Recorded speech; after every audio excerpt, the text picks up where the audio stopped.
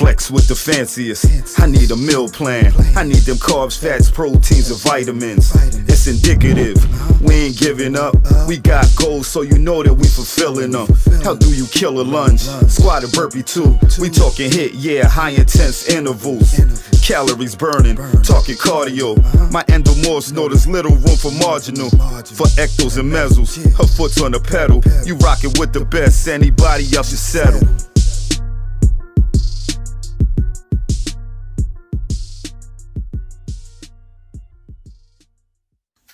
Hey y'all, it's Fancy. We are back with 5 Minutes with Fancy, and today I wanted to go over the cutting and bulking process and the type of foods that it includes. Now, last week I know I talked about your pre-workout, what foods to eat before your workout, and what foods to eat after your workout.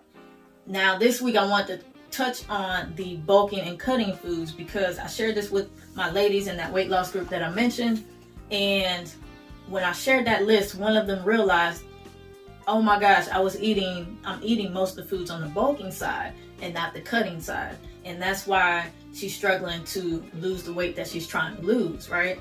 Now, this doesn't have to apply, and when you talk about cutting and bulking, it doesn't have to apply to just bodybuilders. The simple process is trying to lose fat, which is cutting, and trying to gain muscle, which is bulking. And most of us aren't trying to gain muscle, and most of us end up gaining weight and not intentionally gaining weight, right? But a lot of us are trying to intentionally lose weight or cut the fat.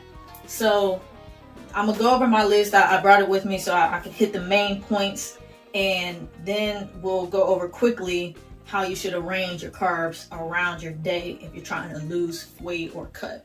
So on the bulking list, let's hit that first. The bulking list includes foods like your steaks, your heavier meats, your salmon, because that has more of the fats, whole eggs, which has, the fat content as well. More fat means more calories. There's 9 calories per gram of fat. So all your fatty foods are going to have more calories naturally. Like your avocados, great type of fat, monounsaturated, great to help the belly fat. However, it carries a lot of calories. So you want to really watch out for that if you're trying to cut. But you can have some or limited depending on what type of meals that you have throughout your day. Your oats you want to watch out for if you're trying to cut or lose fat. Brown rice, white potatoes, nuts, peanut butter, and I put leafy greens on there because you'll use that for bulking. You'll use that for both bulking and cutting because obviously the greens help digest all the foods that you eat anyways. So that's your bulking list. Now, if I name any of those and you're trying to lose weight or lose fat, you might want to either reduce the amount that you're eating or eliminate some of these out of your regimen right now until you get to where you want to go. Hopefully that helps trigger something for you all if you need to adjust or modify something that you're currently doing. So let's go over the cutting foods. The cutting foods include foods like your chicken breast, your lean meats, right? Which would be your lean ground turkey or lean turkey breast. You got your salmon can also be used if you limit it. Like I said, it has the higher fat content, so you want to watch out for that calorie-wise, but you can have some of it. Tuna, your codfish, your tilapia. I usually don't eat tilapia. It's like the bottom feeder type fish, not the best fish to eat. Your salmon is good because it has the omega-3s and omega-6s that are good for you. Your sweet potato, good for cutting. Almond milk as opposed to regular milk, right? You have blueberries, strawberries, yogurt, which I don't recommend a lot of dairy to people, but yogurt's good for the probiotics, and everything like that. And then you got your leafy greens, of course, that is necessary.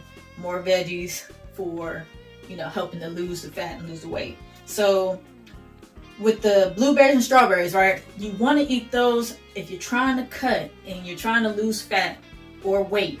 You want to use the berries after your workout. I highly suggest you use it after your workout. You could use it some pre-workout as well, but the fact is that you're going to burn that off quick. You're going to get that glucose replenished that you lost during your workout, and that's why last week I talked about doing certain foods after your workout, because your body is going to need that blood glucose to increase again because you depleted it during the workout.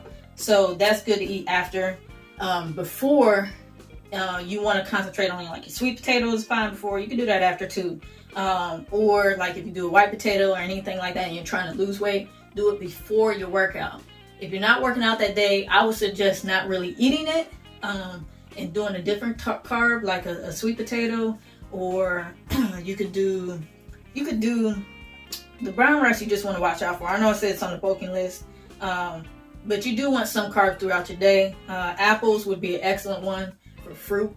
The bananas is on the bulking side, and that is because of the high sugar and the high carbs within the banana. So you really want to be careful with that one. That one, if you are bulking or if you use it, you want to use before your workout preferably. You can use it after, but that you definitely want to use around your workout.